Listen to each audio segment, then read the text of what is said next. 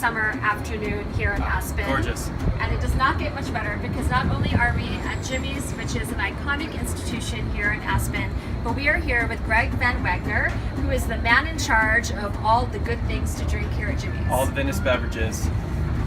Well, Greg, thank you so much for hanging out with us this afternoon, because we're going to do one of our favorite things to do, which is drink wine. Of course. It's a hobby unto itself. And I heard you're the expert. Well, I try to learn, and I like drinking wine, so I guess that suffices.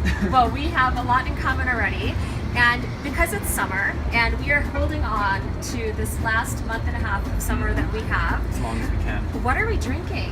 What do you like for summertime? Perfect. So this summer, I decided, okay, I really haven't delved as deeply as I could into different styles of Riesling.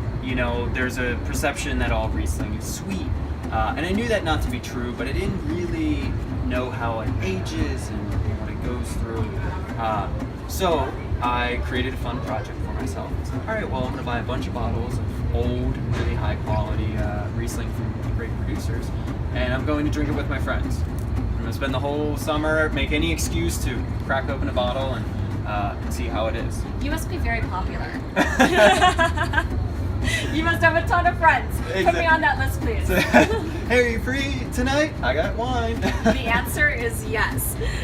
Yeah, so there's actually quite a few fun little finds that I've gotten to drink this summer. This one is August Kessler, producer out of the Rheingau. So there's one giant southeast facing hill in the Rheingau, and Riesling is produced all over the hill. It's about 80% of everything they produce in the Rheingau. And is Riesling only produced in Germany? No, you see it in Austria. You see it really all over the world. Even in France and Alsace, and producers in the United States. It's really a grape that grows best in certain areas, and the best areas just transcend thoughts. This is one of the more sought after areas, and it has age on it. It's 2001. This is a 2001. It is. Wow. Really great Riesling has such high acidity that it balances out any sweetness in the wine, and also makes it just a long-term contender. These wines, really, you almost want to give them 10 years to see how they are. Already on the bouquet, I smell a lot of grapefruit, and I don't smell the signature overly sweet Riesling. Right. That maybe typifies what most places serve. But of course not Jimmy's, because you guys know your wine here.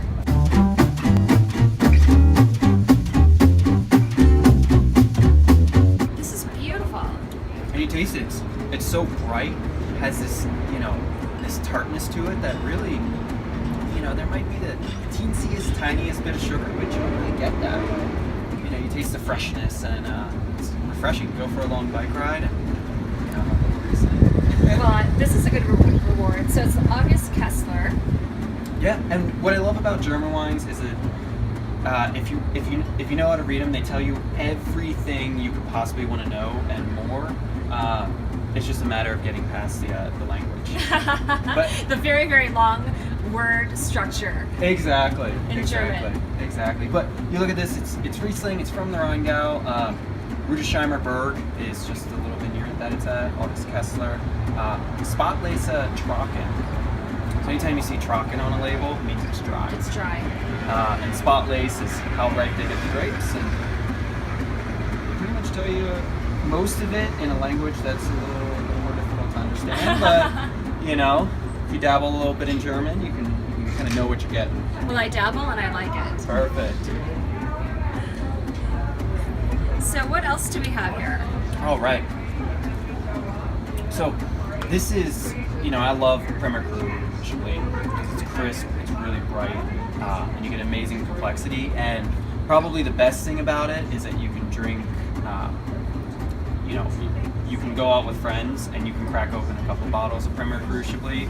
Whereas if you're going down to Pouligny Montrachet or some of the bigger known white Burgundy areas, It starts to get a little rough on the wallet if you're having a couple bottles. It's a little pricey once you start going into those white Burgundy regions. Exactly.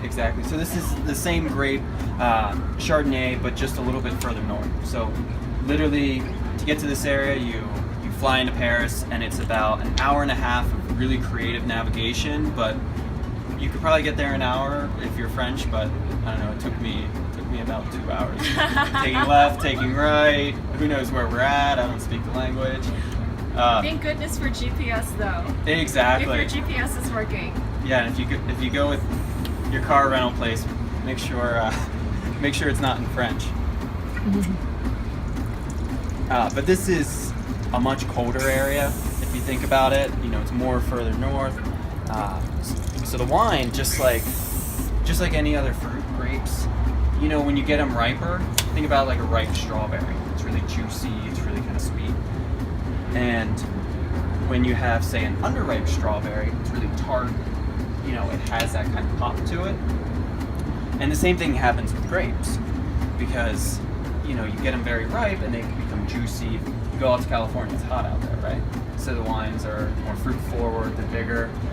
You go to a place like Chablis, it's you can kind of go based on what you need to pack. You go to Chablis, you better be bringing coats, you better be bringing scarves. It's cool up there. So even during the summertime. Oh yeah, for certain.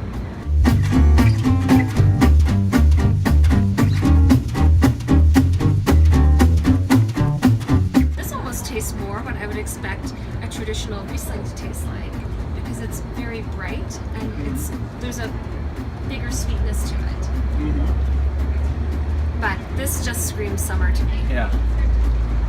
And with oysters or, you know, any type of seafood. You can make a hobby out of just eating oysters and drinking from a cruise ship. Like I said, you must have many friends.